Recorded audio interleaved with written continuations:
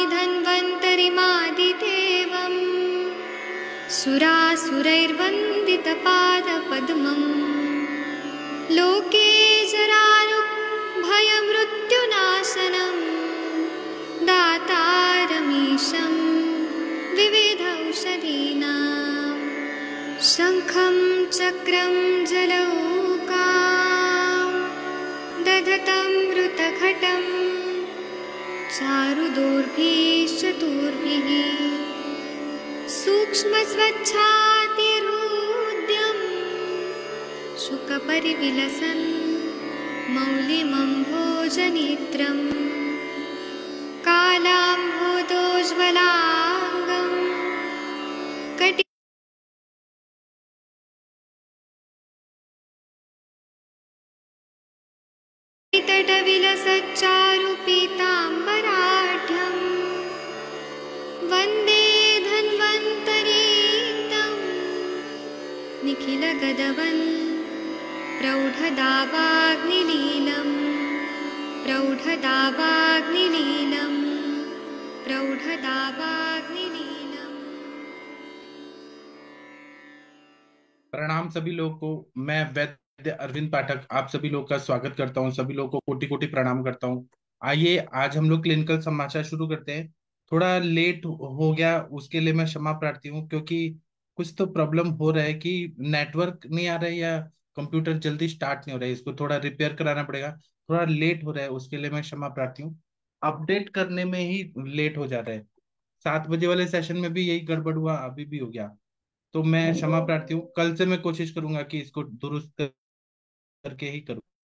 तो चलिए, अभी हम लोग जो पढ़ाई कर रहे थे उस टाइम पे हमारे मज्जा धातु तक बात हो गया था। आगे का बात करना है, तो अभी हम लोग बात करेंगे। 1 मिनट रुकिए, मैं लेके आता हूँ। वो जो टॉपिक चल रहा था ना, मलावस्टोम मतलब मलावरोध और सप्त धातु, इसका कैसे विचार करना चाहिए को रिलेट करके।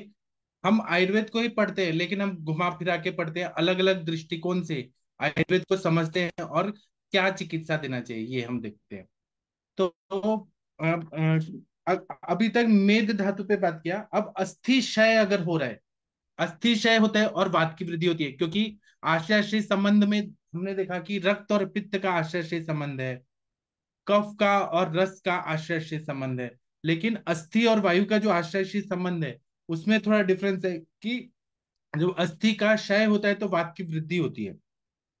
ये थोड़ा सा इसमें एक्सेप्शन है। तो जब अस्थि क्षय होता है तो क्या होगा कि दांत खराब हो जाएगा, दांत में कीड़े लगेंगे, दांत हिलेंगे, मसूड़े कमजोर हो जाएंगे, और नाखून में ब्लैक ऐसे कुछ लाइन आ जाएगा या उसमें क्रैक्स पड़ जाएंगे, और रुक्षता आ जाएगी। बालों में ये होगा, बहुत ज्यादा पेन होगा, सिर में पेन होगा, बालों के जड़ों में, संधियों में शिथिलता आएगा, थकावट आएगी। तो हमें अस्थि क्षय भी हो रहा है, ऑस्टियोपोरोसिस हो रहा है, कैल्शियम की कमी हो रही है, और कॉन्स्टिपेशन है, मलावरोध है। तो क्या देना चाहिए हमें? तो हमें सारक औषधियां देनी है जो तिक्त रसात्मक हो, और दूध और घी का अनुपान के साथ हमें देना है। कुटकी का चूर्ण दे सकते हैं। काला बोल जो होता है, काला बोल मतलब जो कुमारी का जो जेल होता है ना, उसको धूप में सुखा दिया तो काला बोल होता है, उससे सिद्ध किया हुआ दूध या घृत दे सकते हैं। या फिर हम लोग करेले का रस दे सकते हैं। करेले का रस में बिना नमक के दूध और घी के साथ दे सकते हैं। या तिक्त रस से जो सिद्ध घृत है, जैसे महातिक्त घृत है, गुगुल तिक्त घृत है, षटपल घृत है, जो तिक्त रसात्मक द्रव्य हैं, वो अस्थि क्षय को भी भरते हैं और मलावरोध को भी ठीक करते हैं। चलिए, इस पर अरविंद सक्सेना सर आप कुछ बोलना चाहेंगे? डॉक्टर अरविंद सक्सेना सर, अस्थि क्षय और मलावष्टम्भ, इस टॉपिक पे आपका क्या विचार है? हाँ सर, मेरी आवाज आ रही हाँ, आ रही है सर। है? हाँ, तो जैसे इसमें अस्थिष्ट शक्ति संधि अस्थि शूलम तीव्र बल क्षय, मतलब इसमें बहुत ज्यादा बल का क्षय हो जाता है। और दोनों जैसे शक्ति मतलब दोनों टांगों में, संधियों में और अस्थियों में अत्यंत शूल का अनुभव होता है। तो इसी से अच्छा, अस्थि का मल जो है वो दांत बोला गया है। और मज्जा का जो है मल जो है वो जो है केश बोले गए, राम रोम रोम वगैरह। और चरक शारंगधर ने। लेकिन चरक ने जो है केश लोम नख तीनों ही अस्थि के मर्म होते हैं। तो अगर हम लोगों को अगर केश रोम दांत में कभी भी जो है दिक्कत दिखाई देती है या दांत है, अच्छा, दांत को शुक्र का भी जो है एक घटक बोला है जमदग्नि संधि के लेक्चर में उन्होंने बोला था कि अगर दांत क्षय है तो अस्थि का क्षय के साथ साथ आपका शुक्र भी है, क्योंकि अस्थि के बाद तुरंत दूसरी धातु कौन सी है? शुक्र। तो वो कभी ना कहीं अस्थि क्षय भी है और शुक्र क्षय भी है। तो देना जब भी क्षय होता है तो कभी भी जो है कभी भी चिकित्सा की जाती है अस्थि की व्याधियों में, या कभी भी पंचकर्म की चिकित्सा, तो स्नेहम अग्रे प्रयुज्येत तत् स्वेदम अनंतरम, पहले स्नेह ही दिया जाता है। जैसे आपने बोला कि घृत है, महाघृत है, और उसके बाद स्वेदन देना है। स्नेह स्वेदम त्रास्तु संशोधनम मध्यतरम, तो उसके अगर स्नेह शोधन हो गया तो उसके बाद आप संशोधन संशोधन करिए। लेकिन संशोधन करने के पहले भी स्नेहन शोधन दिया जाता है।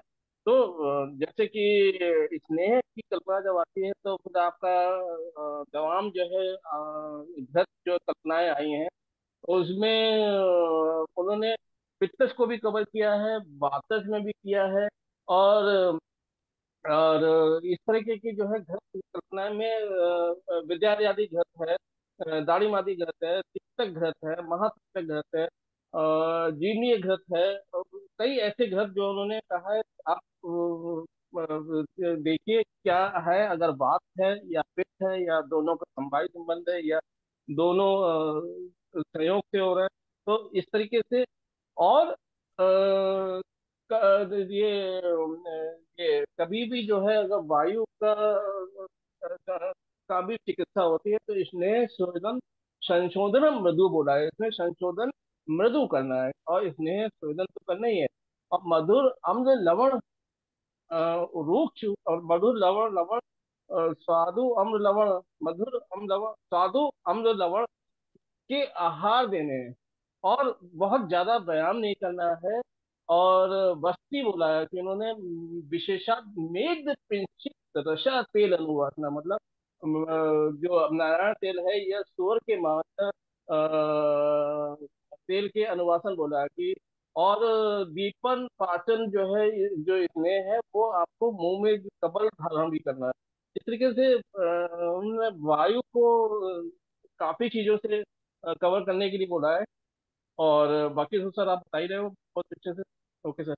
चलिए अब हम आते हैं मज्जा पे। मज्जा क्षय अगर हुआ है, मैं थोड़ा क्षयात्मक संप्राप्ति पे बता रहा हूँ, वृद्धि नहीं। मज्जा क्षय हुआ है और कॉन्स्टिपेशन है, तो हम क्या करेंगे कि प्राकृत अवस्था में मल जो होता है वो स्निग्ध होता है, थोड़ा सॉफ्ट होता है और थोड़ा बंधा हुआ होता है। वो किसकी वजह से होता है कि मज्जा का मल जो है वो इंटेस्टाइन के अंदर ना लेयर में ऐसा रहता है, मज्जा का मल स्नेह रहता है। उसको हम मज्जा का मल आयुर्वेद संहिताओं में बताया गया है। मतलब मज्जा धातु का जो परिपोषक अंश शरीर को मिल गया वो ठीक है, और जो नहीं है हमें चाहिए अनवांटेड, वो पूरी धरा कला को कवर करके रखता है अंदर ही अंदर इंटरनली। तो जब मज्जा का क्षय हुआ तो मल जो है स्निग्ध न रखे रुक्ष होने लगता है। रुक्ष मल मलाशय में बहुत दिन तक रहता है, मल का विसर्जन ठीक से नहीं होता है, मल शुष्क होता है, कठिन हो जाता है, और मलावरोध बढ़ते जाता है। और सामान्य लक्षण में अग्निमंद्य होगा, पेट जड़ हो जाएगा, त्वचा नेत्र रुक्षता आ जाएगी, और तिमिर दर्शन, आंखों के आगे अंधेरा छाएगा, और निद्रा अल्पता, नींद कम आएगी। मज्जा का क्षय में नींद कम आती है, ऐसा सिम्टम बताया। तंदीशूल ये लक्षण आ जाते हैं। तो इसमें हमें मज्जाशय को भी भरना है और कॉन्स्टिपेशन भी ठीक करना है। तो हम आंवला का जो चूर्ण होता है वो देते हैं, मुस्ता का चूर्ण देते हैं, गुड़ुची सत्व देते हैं, मधु देते हैं, फिर हम गरम घी खिलाते हैं, सिंधा नमक खिलाते हैं, या फिर हम बोन पीस सूप रहता है, बोन मैरो का जो सूप रहता है, बकरे का जो हड्डी होता है उसको तोड़ के जो अंदर का जो आता है बोन मैरो उसका सूप देते हैं, और जो नॉनवेज खाते हैं, और घी देते हैं, सेंधा नमक देते हैं। और फिर रोज हम नारियल खिलाते हैं, तो मज्जाशय भी ठीक होता है और नारियल से पेट साफ भी होता है रोज। उसी तरह से बादाम देते हैं, एरंड का बीज, इसका खीर बना के देते हैं, खीर जैसा, और या तो उसका अनुवासन बस्ती देते हैं। अभ्यंग करते हैं, सर्वांग स्वेदन देते हैं, तो मज्जाशय भी ठीक होता है और कॉन्स्टिपेशन भी ठीक होता है। स्नेहन अगर मिल गया ना तो अपने आप मज्जा ठीक हो जाती है। दूसरा है कि शुक्रशय है और मलावरोध है। बहुत सारे लोग जो पॉर्न वीडियोस वगैरह देखते हैं, जब से लॉकडाउन हुआ है ना तो बहुत सारे बॉयज को वो 2 GB डाटा खत्म करना है। मुकेश अंबानी ने जो दिया है ना, जियो का आदत डाल दिया है। तो लोग ना क्या करते हैं, मिस यूज करते हैं रील्स देखने में या पॉर्न वीडियोस एडल्ट। तो शुक्र का क्षय ज्यादा होने से कॉन्स्टिपेशन होता है। तो शुक्र क्षय होगा तो क्या होगा, निरुत्साह, उत्साह की हानि होगी। फिर उसके बाद में संभोग करने में या नॉर्मल शुक्र का क्षय जब हो जाता है तो उसके बाद में बहुत वीकनेस आता है। फिर उसके बाद में उर में वेदना होती है, आंखें निस्तेज हो जाती हैं, और शुक्र के सारे लक्षण के साथ अग्नि मान्यता होती है। और पेट में गुब्बारा की तरह पूरा पेट ऐसे फूल जाता है, आधमान होता है, आटोप होता है और कॉन्स्टिपेशन होता है, जिनका शुक्र क्षय होता है। तो इसमें हम इसबगोल और गर्म दूध दे सकते हैं कि शुक्र क्षय को भी ठीक करे और कॉन्स्टिपेशन भी ठीक करे, क्योंकि वो वृक्ष इसबगोल है। फिर उसके बाद में जो ये होता है चंद्रशूर का बीज होता है, वो कटु अवस्था पाक को ठीक करता है। तो उसका लड्डू बना के और खाने में देते हैं हम लोग। और उड़ीद देते हैं, जो लोग नॉनवेज खा रहे हैं उनको मांसरस देते हैं, अंडा देते हैं, दूध देते हैं, घी देते हैं, चीनी देते हैं, इलायची का प्रयोग करते हैं, अश्वगंधा का प्रयोग करते हैं, शतावरी, सारीवा, विदारी कंद। इससे शुक्र क्षय भी ठीक होता है और मलावरोध, क्योंकि शुक्र का क्षय हो रहा है तो जो मतलब वहां पे जो मतलब जिस अवयव बना है, मतलब इंटेस्टाइन का जो लेयर है वो वीक हो जाती है, उसमें शिथिलता आती है क्योंकि शुक्र का क्षय है। तो उसको ताकत देने के लिए बृहणीय द्रव्य है वो वृक्ष है, शतावरी, सारीवा, विदारिकन। जब उनको ताकत आएगी तो पेरिस्टाल्टिक मूवमेंट में भी ताकत आएगी और मल अच्छे से निकलने लगेगा। और दूसरा, मानसिक दुख के वजह से अगर मन बहुत दुखी है, डर गया है, तो उसमें हम लोग क्या देते हैं, तो मन को बलवान करने वाली दवाइयां भी देनी चाहिए। तो उसके लिए क्या करना है, तो मतलब मन को क्योंकि अगर मन बेचैन है, एंग्जाइटी डिसऑर्डर है माइंड में, तो कॉन्स्टिपेशन हो रहा है तो सर दर्द होगा, रात को नींद नहीं आएगी। तो निद्रा जनन द्रव्य, क्षीरोधारा, अभ्यंग, पादाभ्यंग और मानस मित्र गुटिका, ब्राह्मी वटी, फिर स्वर्ण सारस्वता रेष्ट, फिर उन्माद अपस्मार में जो बताया, महाकल्याण घृत, महापंचगव्य घृत, महापैशाचिक घृत और स्मृति सागर रस, ऐसे हम जो उन्माद अपस्मार की चिकित्सा है वो अप्लाई करेंगे तो कॉन्स्टिपेशन भी ठीक होगा, मन प्रसन्न रहेगा, तो इंसान टाइम पे सोएगा, टाइम पे उठेगा, तो उसका कॉन्स्टिपेशन ठीक हो जाएगा। इसी तरह से समाज में ये मलावरोध, उसके बारे में बहुत सारे मिसकॉन्सेप्शन है कि कॉन्स्टिपेशन मतलब क्या। कॉन्स्टिपेशन का मतलब है कि पेट साफ ना होना, ये ही नहीं है। रोज वॉशरूम को जा रहे हैं लेकिन चिपका चिपका अगर मल हो रहा है। पहले के जमाने में लोग ना केले की तरह एक बार में ही पूरा मल निकल जाता था, केले के कंसिस्टेंसी वाला, उसको मल प्राकृत बोलते हैं। आजकल मल ऐसा निकलता है कि कोमोड में फ्लश करने पर भी नहीं धुलता है, वो चिपका हुआ रहता है और गुद भाग में भी अच्छे से साफ नहीं होता है। तो ये जो रहता है इसको भी हम कॉन्स्टिपेशन ही बोलेंगे, वो क्योंकि मल साम मल है, पानी में डूब जाता है और बहुत चिपका चिपका रहता है, चिकनाहट वाला रहता है। चिकनाहट मतलब घी का चिकनाहट नहीं है, वो कच्चा है, वो पूरा पका हुआ नहीं है मल, ऐसा मल है। तो इसमें हम क्या दे सकते हैं, तो हम लोग गर्म पानी दे, दिन भर में गर्म पानी दे और लंघन कराएं पेशेंट को, जब तक भूख ना लगे खाना नहीं खाना है। क्योंकि क्या है, कॉन्स्टिपेशन रहेगा तो हार्ट में भी ऐसा लगता है कि जड़ हो गया है। और आजकल गर्मी का सीजन है तो लोग 1-1 किलो आइसक्रीम खा जाते हैं, अमेरिकन नट्स और राजभोग का आइसक्रीम, क्या क्या आइसक्रीम बहुत खा रहे हैं, ठंडा पानी पी रहे हैं, कोल्ड ड्रिंक्स पी रहे हैं, अग्नि मान्यता करने वाली सारी चीजें की जा रही है। तो इसके वजह से बहुत ज्यादा तकलीफ हो रहा है। अभी मैं और कुछ बताऊंगा लेकिन मैं आप लोग का सुनना चाहता हूँ।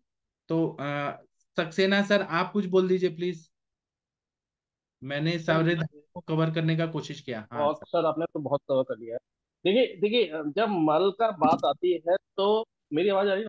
तो हाँ, जो नेत्र कमल और पुरीष कमल जो है, वो जो है मज्जा कमल बोला गया है। तो ये बहुत बड़ी बात उन्होंने बोली है कि जो भी पुरीष कमल है या नेत्र कमल है, इसने शारंगधर ने बोला है कि वो जो है वो मज्जा कमल है। और चरक ने जो है अच्छी विद और त्वचा कमल जो है मज्जा कमल बोला गया है। और शुक्र को जो है शारंगधर ने जो ओज है वो शुक्र की उप धातु बोला है। और यौवन पिंडिका या वक्त स्निग्धता बोला है शारंगधर ने। तो ये एक बहुत बड़ी चीज है जिसके हिसाब से हम लोग चिकित्सा कर सकते हैं। और जब भी मज्जा दृष्टि होगी या मज्जा धातु में वात का प्रकोप होगा, तो शौशिरम और शौशिर आता है, मतलब खोखलापन आता है। और अस्वप्नम मतलब नींद नहीं आती है। क्यों? जैसे अभी आपने बोला संतता रुजम, मतलब इसमें दर्द जो है, अगर मज्जा धातु में अगर बात है, तो वो लगातार दर्द बना रहता है। और जो शुक्र का जो है, वो शुक्र मतलब अभी सर आपने बोला ही है कि शीघ्रम शीघ्रम उत्सर्ग, या तो जल्दी निकल जाता है, दुब्बा पतला बहुत पतला होता है, या और ये तंग हो जाता है क्योंकि वो शुक्र ग्रंथि वगैरह की तरफ बोला गया है। तो ये जो है, इसमें जो आपके जो कल्पनाएं जो है, वो उन्होंने हर एक चीज की अलग अलग बताई है। तो वो सर आप बहुत बढ़िया बता रहे हो, उसको बहुत सीखने को मिल रहा है सर। सर बोलिए, वो ठीक है सर। अब मैं थोड़ा बोल के फिर शशि मैडम का सुनेंगे। तो आजकल जो कॉन्स्टिपेशन है ना, तो उसमें बहुत सारे चूरन उरन खिलाए जाते हैं पेट साफ करने के लिए, लेकिन नियमित रूप से आहार का सेवन न करना और बिना टाइम के खाना खाना। लोग ना रात को 2 बजे भी खाते हैं, 3 बजे भी खाते हैं खाना। उसी तरह से जितना खाना चाहिए वो प्रमाण नहीं बना। खाएंगे तो बहुत कम खाएंगे, नहीं तो बहुत खाएंगे, ज्यादा खाएंगे। वो प्रमाण। और अनुकूल हवा नहीं मिल रही है, फ्रेश एयर जो बोलते हैं वो नहीं मिल रही है। पानी साफ नहीं मिल रहा है। पानी जो बिस्लरी का पी रहे हैं, सड़ा हुआ पानी रहता है, कितने दिन पुराना पानी रहता है। वो सोचते हैं कि टेस्ट में अच्छा है, लेकिन वो खराब पानी है। फ्रेश पानी मतलब बहता हुआ जल होता है, वो पानी नहीं मिल रहा है। उसी तरह से, और जो लोग पहले प्राकृत अवस्था में जो पानी का सेवन, वो बीमार नहीं पड़ते थे, इम्यूनिटी अच्छी रहती थी। जो देश में जो पानी था वो पीते। आजकल बिस्लरी का पानी आता है, तो कितना पुराना है, 6 महीना पुराना है कि 1 साल पुराना है, वो भी प्लास्टिक में रखा हुआ है। तो पानी, गंदा पानी पी रहे हैं लोग, सड़ा हुआ पानी पी रहे हैं, उससे बीमारियां और कॉन्स्टिपेशन हो रहा है। उसी तरह से एक्सरसाइज न करना, ये भी है। हम लोग को याद है कि जब हम स्कूल में थे ना, तो हम लोग का एक गेम्स पीरियड होता था, पीटी परेड होता था, वेडनेसडे को और सैटरडे को, और वो कंपलसरी होता था सबके लिए। तो मतलब वो पीटी परेड और एक्सरसाइज, और फिर हम जब घर पे आते थे ना, तो होमवर्क करके शाम के टाइम टीवी वी नहीं देखना है, खेलने जाते थे हम लोग। 4 से 7 बजे तक खेल के आते थे, और उसके बाद पढ़ाई करके फिर सो जाते थे। तो ये जो फिजिकल वर्क होता था ना उससे, और आजकल क्या है, गाड़ी का जमाना है कि कहीं थोड़ा भी जाना है तो two wheeler, four wheeler, exercise नहीं होने से भी कॉन्स्टिपेशन होता है। और दूसरा क्या है कि चाय और कॉफी बहुत ज्यादा लोग इंसान ले रहे हैं। उसी तरह से जो लोग ना कड़वा रस नहीं खाते हैं, तिक्त रस नहीं खाते हैं, और कषाय नहीं खाते हैं, केवल मीठा मीठा ज्यादा खाते हैं, चॉकलेट, ब्रेड, बिस्किट और मैगी जैसे मैदा के पदार्थ ज्यादा है, उनको कॉन्स्टिपेशन का बहुत ज्यादा तकलीफ होता है। छोटे बच्चों को भी कॉन्स्टिपेशन हो रहा है, बड़ों को तो हो ही रहा है, लेकिन छोटे को भी हो रहा है। तो हम लोग क्या कर सकते हैं, एरंड तेल, लिक्विड पैराफिन, सोनामुखी, ऐसे कुछ द्रव्य डाल के और बच्चों को अगर दें तो पेट साफ रोज का रोज होगा। और फिर दिनचर्या अच्छा कर दें तो सब अच्छा हो जाएगा। चलिए, शशि मैडम आप कुछ बोलना चाहती हैं तो बोल सकती हैं please ma'am. Doctor Shashi Tiwari madam ji, आपका सुनना चाहते हैं। शशि मैडम जी शायद। Sir, good evening sir. हाँ हाँ। सर, आपने जो बताया बात सही है, क्योंकि अष्टांग में भी एकदम साफ साफ लिखा है, जो अल्प आहार अगर होगा तो अल्प आहार की वजह से भी, मतलब क्योंकि मात्रावत आहार नहीं ले रहे हैं, मतलब आहार कम लेंगे तो वहां से भी कब्ज होता है। तो ये तो कब्ज का एक बहुत बड़ा हेतु होता है, प्रमिताशन। एक चीज है। दूसरी बात है कि अगर गुरु पदार्थ लेंगे और पाचन नहीं ठीक होगा तो भी हो जाएगा। अग्निमंद है तो होना ही होना है, चाहे जिस भी वजह से, चाहे रात्रि जागरण की वजह से हो, चाहे दिवाशन की वजह से हो, चाहे स्ट्रेस की वजह से होता है, इन सारे केसेस में नहीं होगा। तो उन सब सारी जगह कब्ज रहेगी। तो ऐसे सारे केसेस में सबसे पहले तो, जैसे और भी मैम लोग बताती थी कि शुरुआत में अगर 2-3 दिन लिक्विड डाइट दे दो। मैं कहती हूँ कि हमेशा दलिया खिचड़ी खाइए और साथ में उसमें घी वगैरह डाल करके डालिए, कर खाइए। तो आपकी अग्नि ठीक हो जाए, मतलब पाचन ठीक हो जाएगा। फिर वो है। अगर इन सारी चीजों से भी आराम नहीं पाता है तो आप अपने खाने में जैसे फाइबर रिच फूड है वो सारी चीजें बढ़ा सकते हैं। फाइबर रिच फूड का मतलब ये है कि खाने में एक टाइम आप कर सकते हो कि एक टाइम का सुबह सुबह वाले खाने में फ्रूट्स वगैरह खाना शुरू कर दो। और सलाद वलाद खाओ, लेकिन कभी भी ये मत करो, क्योंकि शास्त्र सीधे कहता है कच्चा और पक्का एक साथ नहीं खाना है। तो खाना खाने के साथ मत सलाद खाइए। आप 1-2 घंटे पहले खा लीजिए, आपका पच जाएगा, तो उससे भी आपको फाइबर वगैरह अच्छे मिलेंगे। तो वहां से हो जाएगा, मतलब नेचुरल फाइबर हो गया। ये जो आर्टिफिशियल फाइबर आता है कि आटे में डालो, इसमें डालो, उसमें डालो, वो वाला नहीं। हाँ, चोकर सहित आटा खाइए, प्रॉपर जो नेचुरल अनाज होता था वो खाइए। आपकी जो 6-7 पीढ़ियों से आपके घर में खाना खाया गया था वो खाना खाइए, भूख लगने पर ही खाइए, ये सारी चीजों का ख्याल रखिए। और आप दूध डेली लीजिए, तो दूध भी बहुत बढ़िया लग्जेटिव का काम करता है, या दूध में मुनक्का पका करके ले सकते हैं तो उससे बहुत बढ़िया काम करेगा। कुछ फल हैं जैसे आम वगैरह है, फल्गु वगैरह, अंजीर अंजीर है, ये सब सारी चीजें भी बढ़िया लग्जेटिव का काम करती हैं।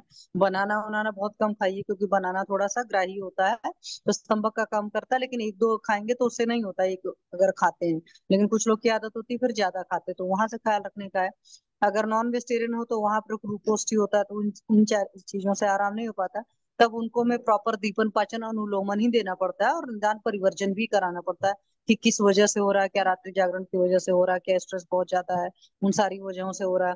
क्योंकि कई बार स्ट्रेस बहुत ज्यादा होने से मरीज जो होता है या इंसान जो होता है मात्रा से अधिक आहार का खाता है, और गुरु आहार खाएगा तो वहां पर भी प्रॉब्लम आएगी, मात्रा से अधिक खाएगा तो भी पाचन नहीं ठीक होगा, और उसमें ग्रहणी दृष्टि के चांसेस होंगे, कभी मतलब कॉन्स्टिपेशन हो जाएगा, कभी लूज मोशन होगा, इस तरह की सारी चीजें होंगी।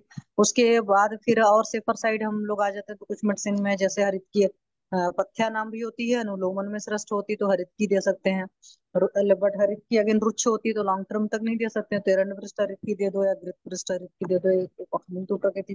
त्रिफला दे सकते हैं, त्रिफला को एरंड के साथ दे सकते हैं, एरंड अकेले भी दे सकते हैं, मतलब कैस्ट्रॉल जो है।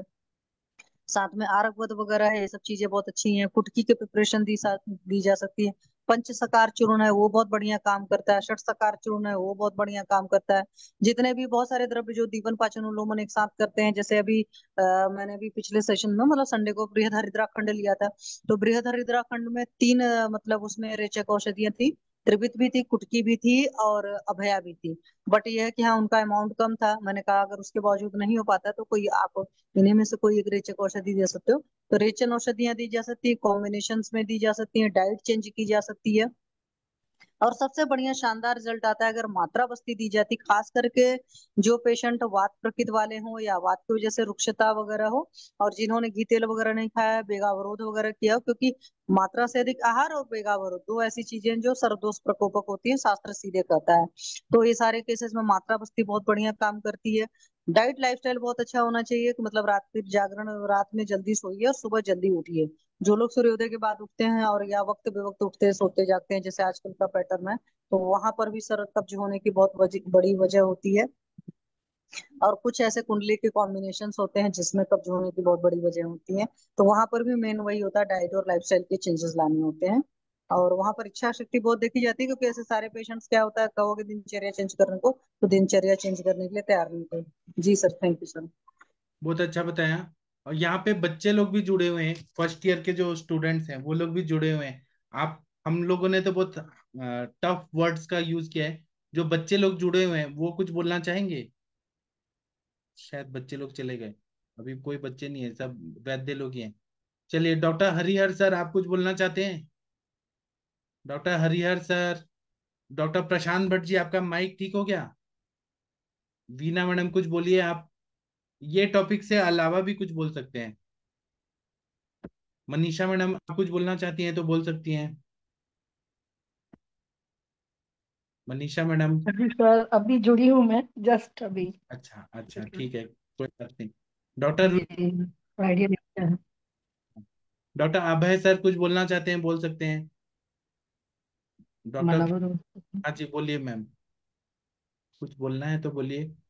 अरविंद सक्सेना सर आप कुछ केस के बारे में बताना चाहें तो बता सकते हैं अपने। जय सर। हाँ, और डॉक्टर प्रियंका हाँ, पांडे। मैं हाँ बोलिए बोलिए सर। जैसे जैसे वो कल जो है बात हुई थी, तो जो वो पूरी धरा कला और पित्त धरा कला और ये सब चीजों में जो है, जो मेरा अपना फार्मूला रहता है वो पित्त धरा कला को हिंगवाष्टक और सूर्यशेखर के साथ में जरूर जोड़ता हूँ मैं। तो हिंगवाष्टक का मेरा रीजन यही रहता है कि काम पित्त को ठीक, भास्कर को अजमोद के साथ में मैं देता हूँ, तो सर उसका बहुत बढ़िया आ जाता है। कल बीना मैम ने कोई उस श्लोक का वो अर्थ पूछ रही थी, उस श्लोक था बहुत बढ़िया था वो, मैं उस समय नहीं था।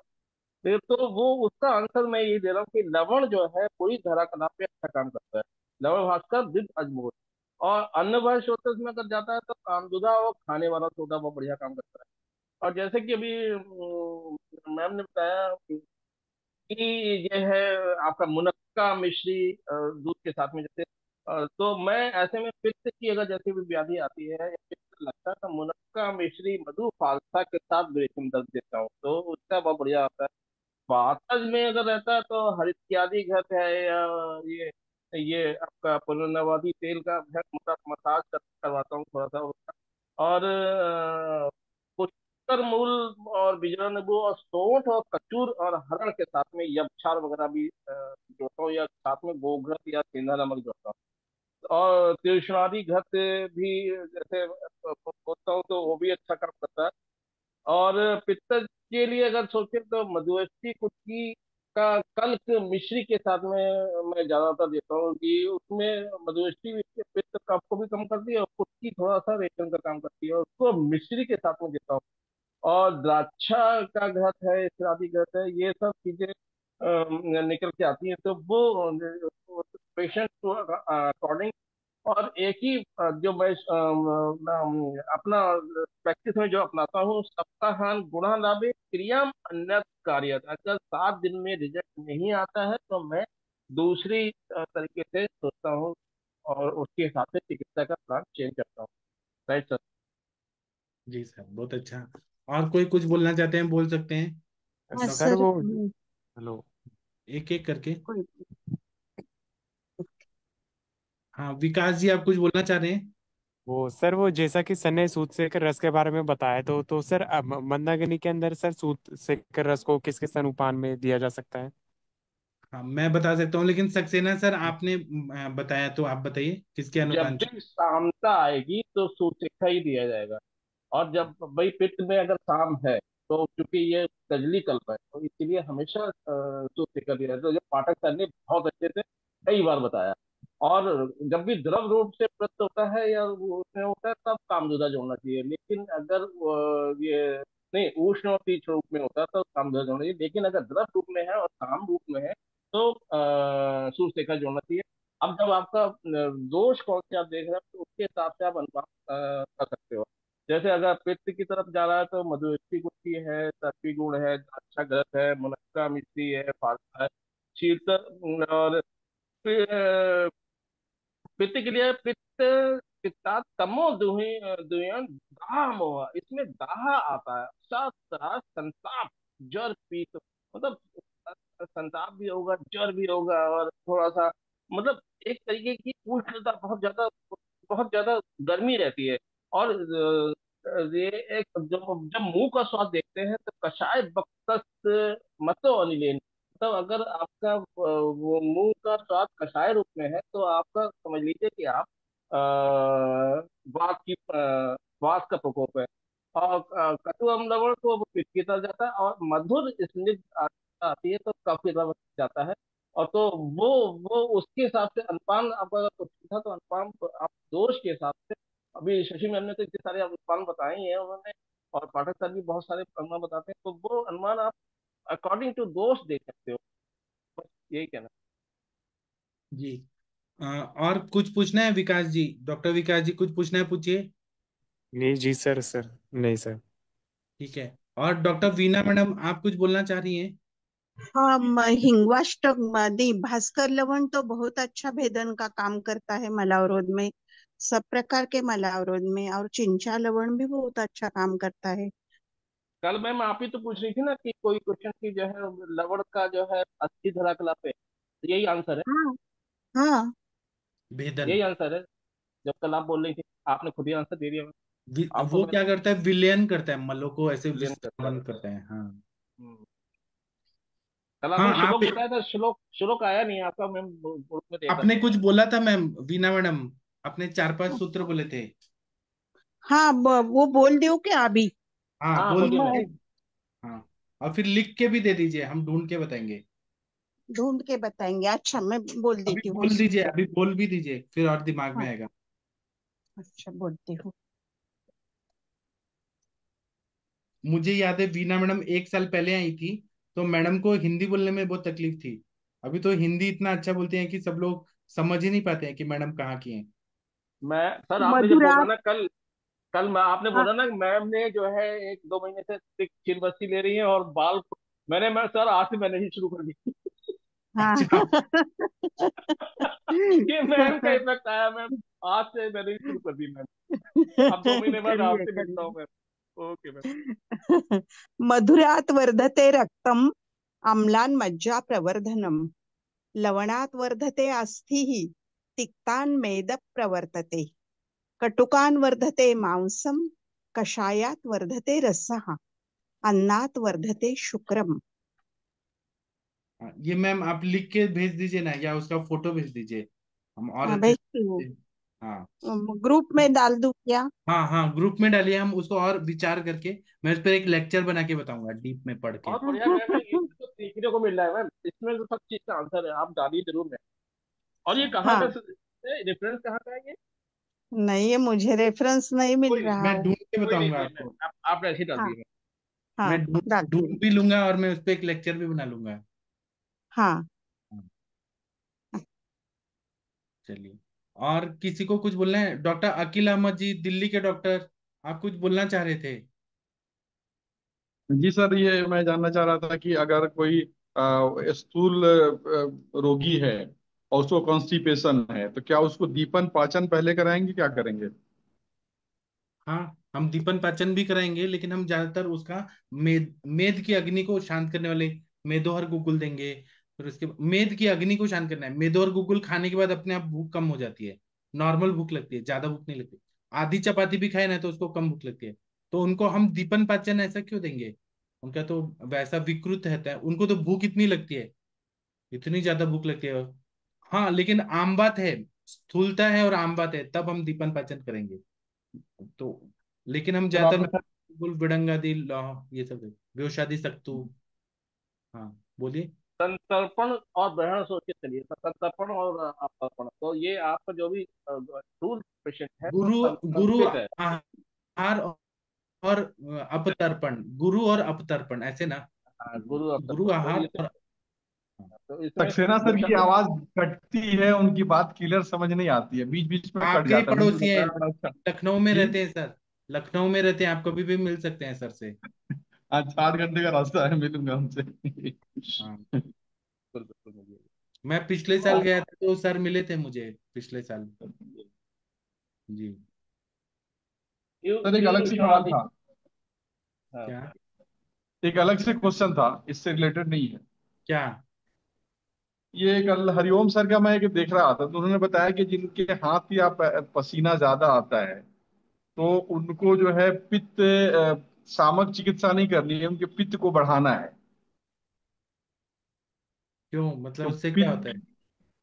उन्होंने ये कहा कि इससे पित्त का क्षय हो रहा है। कुछ मेरी समझ में नहीं आया पूरा क्लियर।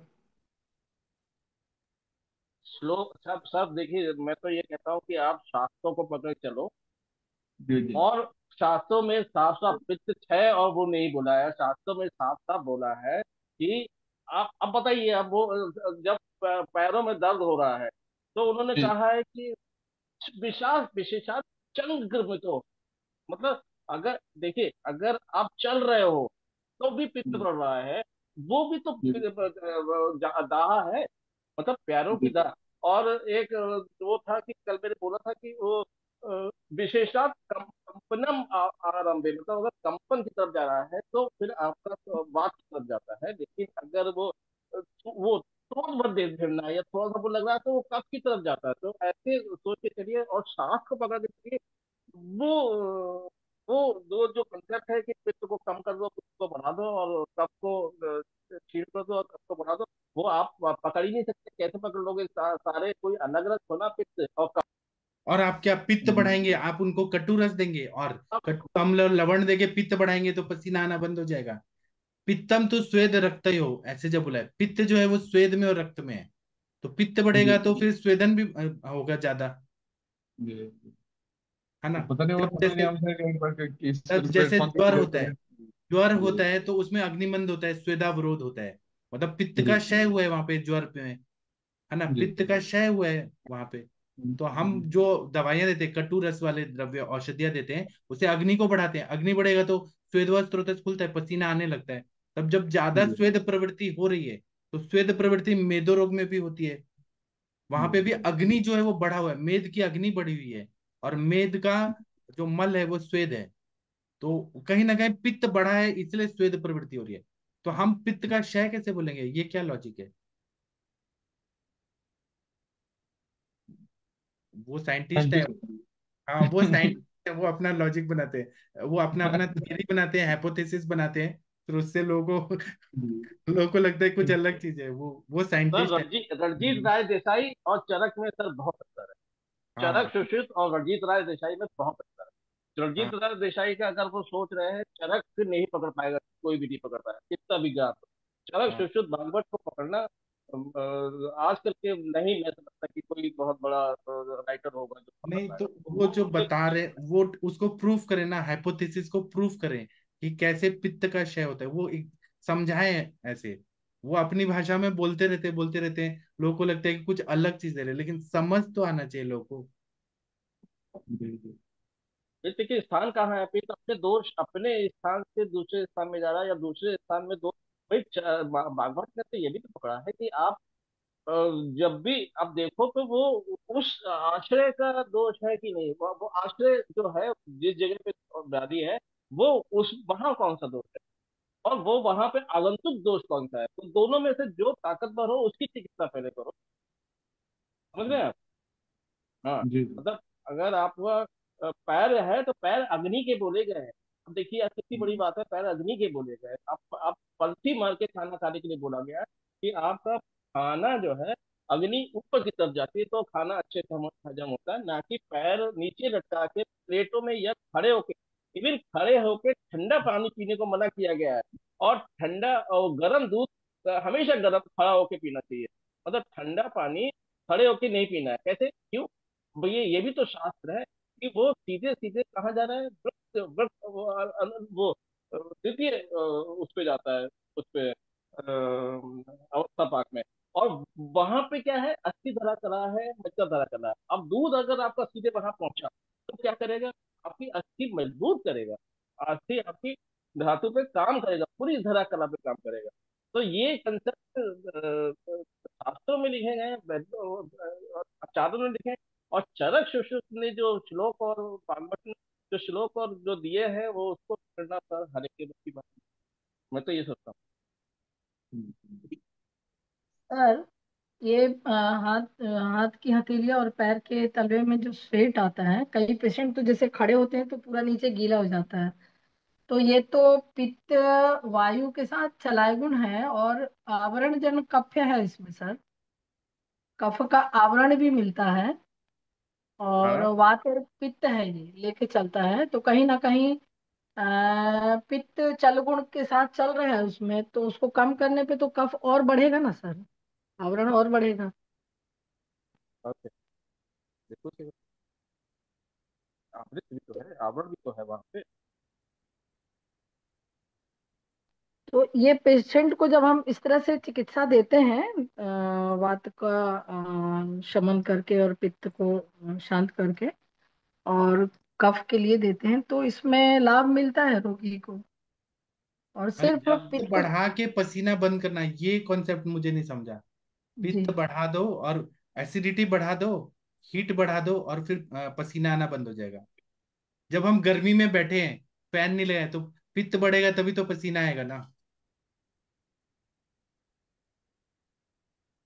चलिए, और किसी को कुछ बोलना है तो बोल सकते हैं। यहाँ साक्षी करके एक स्टूडेंट जुड़ी है, आपको हमारी भाषा समझ आ रही है? साक्षी, अगर आप सुन पा रही हैं तो यस सर। कुछ समझ आ रहा है हम क्या बात कर रहे हैं, क्या नहीं कर रहे हैं हम? आज मतलब सर समझ तो आ रहा है, पर मैं अभी मीटिंग में मतलब कुछ नेटवर्क इश्यू होता है इसलिए चली गई थी बहुत देर तक, अभी वापस आई हूँ आप जस्ट। वो 7 बजे वाला लेक्चर सुनी थी, उसमें कुछ समझ आया आपको? हाँ वो तो सुना था ना सर। हाँ, चलिए जुड़े रहिए, आप देखिए यहाँ पे सब अच्छा है। Okay sir. और डॉक्टर हरिहर सर, आप कुछ बोलना चाहेंगे? डॉक्टर प्रशांत भट्ट जी, आपका माइक ठीक हुआ क्या? प्रशांत भट्ट जी, वीना मैडम, रुचि मैडम, मुनमुन जी, कुछ बताइए। मुनमुन जी, आपके पेशेंट कैसे चल रहे हैं सब? डॉक्टर सुरेंद्र शर्मा जी, ओम जी, कुछ बोलिए। प्रियंका पांडे जी, अब सब लोग ना चुप हो जाते हैं। वैद्य कुणाल जी कुछ बोलिए प्लीज। सपना मैडम, शशि मैडम कुछ बोलिए। सर ये जो क्रॉन्स डिजीज वाली जो पेशेंट थी उसको हाँ तिक्त क्षीर बस्ती कंटिन्यू दे सकते हैं क्या? हाँ, घी डाल के दे सकती हैं कंटिन्यू। हाँ, यहाँ पे इससे वीना क्या मैडम है होता ना, है? उन्होंने 3 साल तक कंटिन्यू लिया, उनके बाल कितने अच्छे हैं। नहीं नहीं नहीं, वो सर वो जो पेशेंट थी ना अभी ग्रुप में आप आई थी लीजिए ना, क्रॉन्स। दीजिए हाँ दीजिए, लेकिन स्नेहन करते हुए, क्योंकि जी। कोई भी आप बस्ती भी दे रही है ना, तो आप उसको आप नीरू की मात्रा में देंगे तो बात का प्रकोप हो सकता है। इसलिए हमें थोड़ा स्नेह डाल के देंगे तो बात का प्रकोप नहीं होगा। नहीं, स्नेह तो डालेंगे ही सर, वो हाँ, तिक्तकम घृत ही तो वो डालती हूँ मैं रसायन का उसमें। काम करेगा, वो अच्छा है। जी। हाँ तो इसको कंटिन्यू यदि देते हैं तो उसको फिर और बाउल सिंड्रोम्स जो है ना वो और गुड़ गुड़ गुड़ गुड़ पेट करता है। कोई और बात जब नहीं, वो मैं ठीक है। मात्रा बस्ती देती हूँ तो उसको अच्छा लगता है। हाँ ठीक है ना, वो हील भी तो होना चाहिए। तिक्त रसात्मक द्रव्य है, वहां पे जो इन्फेक्शन है, इन्फ्लेमेशन है, उसको ठीक कर देगा। जी, अल्टरनेट करके दे देती हूँ सर। हाँ दे दीजिए। जी। ठीक। और कुणाल जी, ओम जी कुछ बोलिए आप लोग। नमस्ते सर। हाँ बोलिए, कुछ बोलना चाहते हैं बोलिए। सर मैं वो पूछ रहा था सर, वो जो हनुस्तंभ के बारे में कल आप बता रहे थे हाँ सर, उसमें मैंने ना उस पेशेंट का ना तो अग्निमन था, तो मैंने उनमें दीपन पाचन दिया है सर। हाँ चित्रकादि बटी मैंने अभी उनको दिया हुआ है, और ना सर उनको विटामिन B12 का बस इंजेक्शन चल रहा है, मॉडर्न वालों ने दिया था। तो सर इसमें थोड़ा सा आपसे इसमें गाइड चाहिए था कि इसमें क्या सर इसको मतलब, कर। अनुस्तंभ में और क्या है उनको? और कोई दिक्कत नहीं है सर, बस ना उनका बस नेक में स्टिफनेस है थोड़ा पीछे बैक में। तो, दीपन पाचन और करके आप स्नेहन स्वेदन करिए ना। हाँ सर, नाड़ी स्वेदन हम फिर इसमें करेंगे। दीपन हाँ पाचन दे दिए 3 दिन, हाँ 7 दिन के लिए बोले हैं कि दीपन हाँ पाचन करने के लिए। हाँ, उसके और बाद बात सर। शामक द्रव्य दे दीजिए। महा एक हाँ बार सर। गोकुल त्रयोदशांगुकुल, थोड़ा जी घी सर। खाने के लिए दे दीजिए तो उसे अग्नि बढ़ा के। जी सर, और इसलिए पहले दीपन पाचन दे दिया सर। हाँ जी। Thank you sir. Prashant Bhatt ji बोल रहे हैं नस से दे दीजिए, नस से फायदा होता है। हाँ सर, नस से करेंगे, उसमें नस से मैंने बोला है उनको करने के लिए। हाँ 60 बिंदु तेल का सर। हाँ। प्रशांत भट्ट जी बोल रहे हैं, पसीना जब भी आता है पित्त का इन्वॉल्वमेंट होता है, स्ट्रेस लेने से भी आता है। वही ना, पित्त वहां पे बढ़ता है तब पसीना आता है। पित्त का क्षय होगा तो फिर पित्त बढ़ाने वाली चीजें कैसे देंगे? वो थोड़ा लॉजिक उल्टा पुल्टा लगा। चलिए आगे, और कोई बोलना चाहते हैं तो बोलिए। अभी सपना मैडम आप आई थी, कुछ बोलना चाह रही थी। इसने हैंड रेस किया है। सपना खत्री मैडम हाँ कुछ। जी, नमस्कार सर। हाँ जी बोलिए। सर, ये मुझे ये पूछना था कि नस्य और अनुवासन बस्ती रात्रि में लेना सही रहता है या दिन मात्रा में? बस्ती लेना सही है, अनुवासन ज्यादा मात्रा में देंगे तो वो सही नहीं है। उसका निषेध किया गया है ग्रंथों में, ज्यादा मात्रा नहीं। अगर मात्रा बस्ती के रूप में मात्रा में ले रहे हैं तो ठीक है। ठीक है। जी सर, और तो ये सर वही इसमें स्रोतस अवरोध का ही रहेगा ना सर, रात्रि में जैसे स्रोतस अपने अवरोध होते हार्ट हैं का पंपिंग इस वजह एक्शन से अच्छा होता है, यही अग्नि लेंगे। अच्छी रहती है। रात को तो सो जाते हैं तो वो अग्नि हाँ मंद करेगा ज्यादा मात्रा में लेंगे। जी, हृदय भी यही सो जाता है, हाँ शरीर जी। में क्रियाएं तो नहीं होती हैं, दिन वो तेल अजीर्ण करेगा। तो दिन का समय ही सही रहता है, अगर मतलब अनुवासन दिन मात्रा में में ही दे रही सही है दो रहता सौ है। एम एल, अगर 200 ml। मात्रा मात्रा बस्ती दे सकते हैं सर रात्रि हाँ मात्रा बस्ती में। दे। हाँ, 60 ml तक मात्रा बस्ती दे सकते हैं हाँ रात्रि में। हाँ दे सकते हैं। ठीक। और वो जो कान वाली पेशेंट थी उनका क्या हाल चाल है? हाँ सर, वो ठीक है अभी तो, आउट ऑफ स्टेशन है ये अच्छा। आने में। ठीक डॉक्टर है। प्रशांत भट्ट जी बोल रहे हैं, रोटी खाने के तुरंत बाद मात्रा बस्ती लेनी है। और कवल घृत गंडूश का भी अच्छा काम होता है, और कर्ण पुराण का भी, जो हनुस्तंभ के पेशेंट है उसमें फायदा होगा। चलिए ठीक है, बहुत अच्छा बताए। सर और एक एक तो वो पेशेंट है। हाँ हेलो। हाँ सर बताइए। एक पेशेंट है जिनके मतलब एक कान में सिर्फ ऐसे जैसे हैवीनेस सी है, जैसे कोई हम्म साउंड नहीं आ रही है, ऐसा कुछ नहीं, बस एक एक कान उनका हैवीनेस हैवीनेस सा लगता है उनको। हम्म। तो उनको इरिगेशन का बोला है, लेकिन वो डरती बहुत है। तो क्या करवाना चाहिए, कुछ मेडिसिन से अपन ठीक कर सकते हैं या इरिगेशन के लिए बोले ही? मतलब वो क्या क्या होता है ट्रीटमेंट? वो कर्ण मतलब ईएनटी डॉक्टर के पास उनको फिर क्या करेंगे? जाना होगा। वो क्या करेंगे, पंक्चर करेंगे क्या? इरिगेशन करते हैं ना सर, वो तो नॉर्मल से लाइन से ऐसा। केवल क्लीन करेंगे? हाँ जी सर। हाँ, तो अगर तो क्लीनिंग करें तो क्लीनिंग करा दें और उसके बाद हमारा कुछ दवाई दे, हम्म, आदिवटी, इंदुवटी, कर्णपूरण। अगर क्लीनिंग कर रहे हैं तो ठीक है, अच्छी बात है, करा दीजिए। हाँ कोई दिक्कत करा ठीक। हाँ, जी सर। वो गंदगी निकालेंगे, मल निकालेंगे, अच्छी बात है ना, हो जाए। उसके बैग्स वगैरह तो हाँ नहीं है ठीक कान में, है। बैग्स वगैरह तो नहीं है? हाँ, वही हाँ होगा। हाँ वही है, तो उसी कारण ही इरिगेशन करके ही निकालना पड़ेगा, या फिर सर अपन कुछ ऐसा मतलब कर्णपूरण में कुछ ऐसा ऑयल डाल दें कि वो मैल जो ऐसे है वैक्स आयुर्वेद में निकल जाए, क्षार तेल ऐसा होता कुछ है, है सर? क्षार काशी सादी तेल होता है, लेकिन आपके पास किस क्वालिटी का मिलेगा, उससे और ज्यादा तकलीफ ना हो। हाँ नहीं नहीं, क्वालिटी यहाँ तो सर मिलता ही नहीं है राजस्थान में, तो ऐसा कोई तेल, बिल्व तेल आयुर्वेद आदि तेल के अलावा कुछ नहीं मिलता। इसके क्षार तेल। मतलब कोई ऐसा ऑयल है जो उसको दे सके अपन? नहीं, तेल डालने सरसों का से क्या तेल होगा? मैम, सरसों का तेल ही आप दे दीजिए, लहसुन डाल के, लहसुन के साथ में गर्म करिए।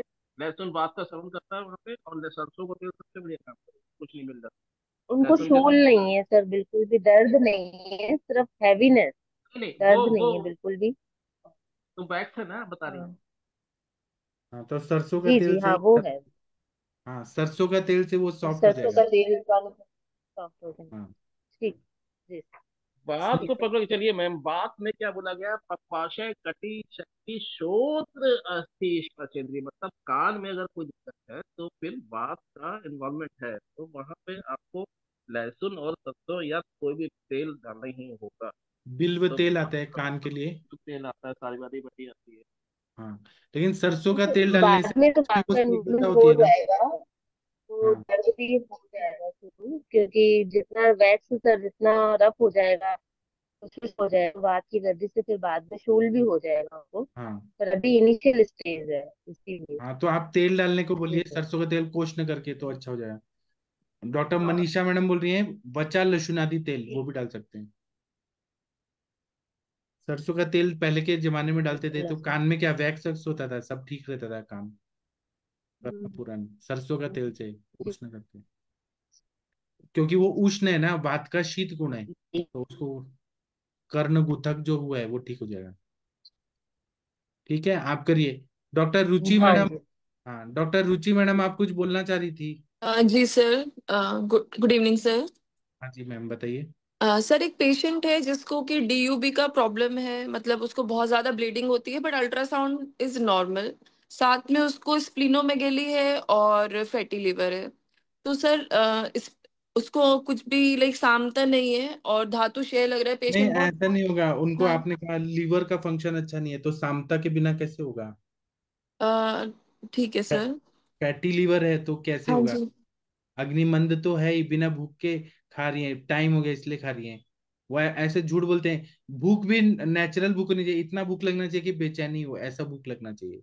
हाँ सर ऐसा तो नहीं है, ऐसा नहीं है, बट टंग उसकी कोटेड नहीं लगी और उसको डेली मोशन हो रहा है। और भूख वो तो बता रही थी, बट हो सकता है सर उसको अच्छी भूख ना लगती हो, जबरदस्ती खाती हो। हाँ, तो तो इसीलिए फैटी लिवर है, और वो बैठे रहते होंगे, कुछ काम नहीं करते होंगे, एक्सरसाइज नहीं करते होंगे। इसमें आपको आरोग्यवर्धनी वटी दीपन पाचन देना पड़ेगा। और ठीक है डीयू भी सर। है, तो आपको यस सर। दीपन पाचन करके काश्मीरी आदि घृत है, गंभारी का घृत या फल घृत देना है, योनि पिचू रखना है, और मात्रा बस्ती दीजिए। शत पुष्पादि तेल या चंदन मृग लाक्षादि तेल, स्नेहन होगा ना तो डीयू भी पूरा ठीक हो जाएगा। जी सर, अभी उसको रस पाचक, एक तो सर आपके एक लेक्चर में सुना था रस पाचक दिया है उसको, स्टार्ट किया है, और ग्रंथि रज फॉर्मूला साथ में ये करती हूँ हाँ, सर। और किस लाइक चीजों पे अन्य काम करना निवारण। चाहिए कि तीनों चीजों पे उसको इफेक्ट हो, कि स्प्लिनोमेगेली और फैटी लिवर और तीनों चीजें मतलब। क्लिनोमेगैली तो आप आरोग्यवर्धनी वटी को रोहित का रिस्ट आता है सांडू कंपनी का, जी उसके सर। साथ देंगी तो हो जाएगा, या एरंड पत्र स्वरस के साथ दे देंगी तो उससे हो जाएगा। आरोग्यवर्धनी वटी स्प्लिनोमेगैली, हिपेटोमेगैली, फैटी लीवर सबको ठीक कर देता है। जी सर।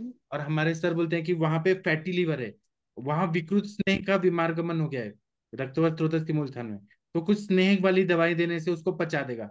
तो महातिक्ता घृत अगर देंगी ना, तो वो जी उधर जाएगा और वो विकृत स्नेह को पचा के ठीक कर देगा। आरोग्यवर्धनी वटी का अनुपान महातिक्ता घृत रखें तो और जल्दी फायदा होगा। जी सर। और मेदोपाचक दे दीजिए, रस पाचक दे दीजिए, रक्त पाचक दे दीजिए, सब पाचक से ही वो फैटी लिवर ठीक हो जाएगा।